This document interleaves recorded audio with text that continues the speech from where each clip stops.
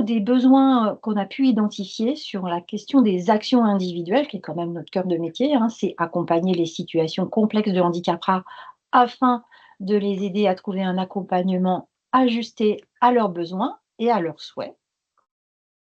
Euh, Aujourd'hui, on peut voir qu'on travaille avec l'ensemble des départements. En 2024, on a eu 314 sollicitations autour des situations. On a toujours des chiffres très importants de sollicitations autour des situations individuelles. Ils restent assez stables depuis plusieurs années. Dans ces sollicitations, on a eu 102 nouvelles sollicitations en 2024 et 31 réinterpellations. Alors, les réinterpellations sont des situations qu'on a connues à un moment T, où on les a accompagnées sur une période donnée, sur un projet et qui, soit avec le passage à l'âge adulte, soit avec la mise en place d'un nouveau projet, soit avec un nouveau besoin, nous réinterpellent.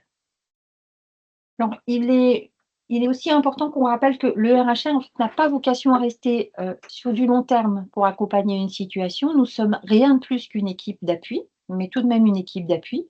Et notre rôle est donc bien d'intervenir ponctuellement en appui à un projet, puis de nous retirer lorsque la solution est amorcée.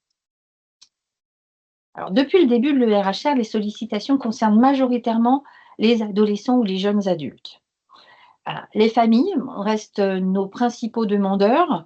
Alors, cette information est peut-être un petit peu faussée puisque très souvent, quand les familles nous sollicitent, elles peuvent dire qu'elles ont eu un échange avec un centre de référence maladie rare, une structure ESMS, la MDPH, et c'est eux qui leur ont préconisé de nous contacter. Le lien avec le sanitaire reste un lien très très fort à ce jour, avec les établissements médico-sociaux aussi, mais le sanitaire reste très présent. Alors, on constate quand même que dans nos interventions et les situations qu'on accompagne, 60% des situations relèvent de maladies rares. À ce jour, hein, après 10 ans de fonctionnement, on peut dire qu'on est identifié sur certaines pathologies comme service ressources, hein, un acteur ressource sur le territoire. On est beaucoup sollicité aujourd'hui, et c'est aussi parce qu'il y a énormément de besoins pour les personnes qui ont des épilepsies sévères non stabilisées, mais aussi pour les personnes qui ont un syndrome Prader-Willi, un syndrome d'Angelman, l'hémiplégie alternante, mais même si c'est une maladie très rare, aujourd'hui on est identifié comme service ressources, la maladie de Huntington, mais aussi on est là pour accompagner, on est identifié pour les situations de surdicécité, de déficience sensorielle avec troubles graves associés. Alors, pourquoi on nous interpelle? Aujourd'hui, on va nous interpeller dans 40% des situations pour avoir de l'information, des conseils, de la documentation. Heu, Tout ça, ça nous amène aussi à avoir un temps d'écoute et de soutien. Alors, pour la personne, pour les proches, pour les fratries, pour les professionnels et dans ces conseils, il peut s'agir soit d'une question autour d'une orientation, d'une meilleure compréhension d'un dispositif, heu, de liens, d'une idée de service ressources, de services de vacances, de moments de répit.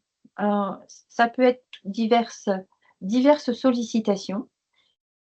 Alors c'est important aussi pour nous, alors c'est bien important pour les personnes, mais c'est aussi important pour nous parce que ça va alimenter aussi tous ces échanges, tous ces contacts qu'on a, notre rôle d'observatoire.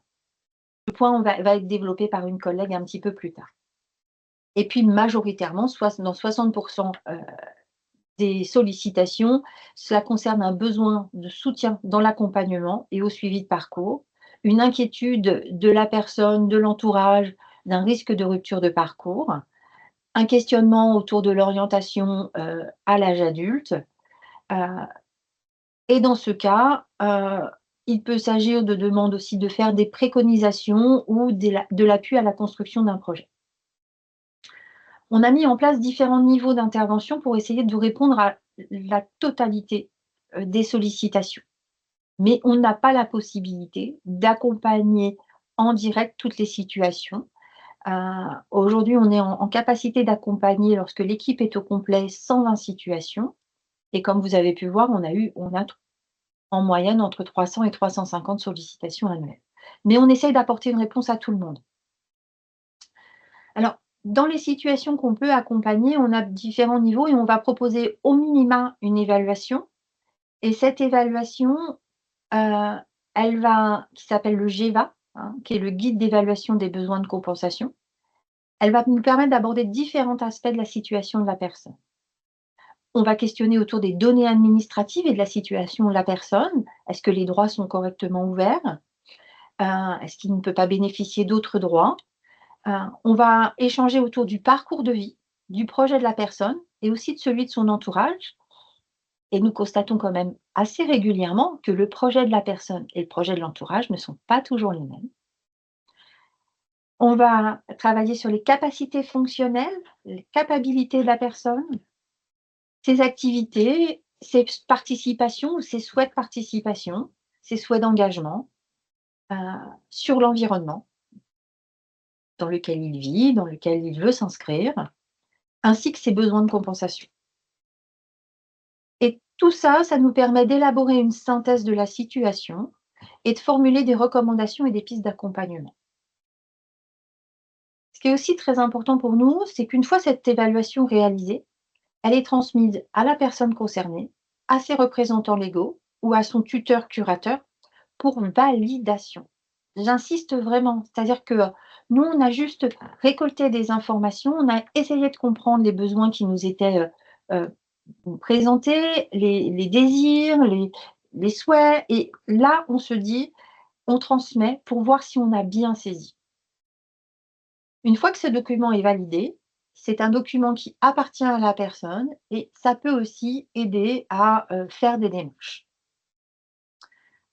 Alors, pour vous donner un petit peu des résultats, en 2024, 57 situations ont pu trouver une réponse à leurs besoins, alors réponse totale ou partielle, mais à ce jour, 57 situations, on peut dire que le plan d'action pour lequel ils nous avaient sollicité a été réalisé. La demande des personnes ou des familles aujourd'hui n'est pas toujours du toute institution.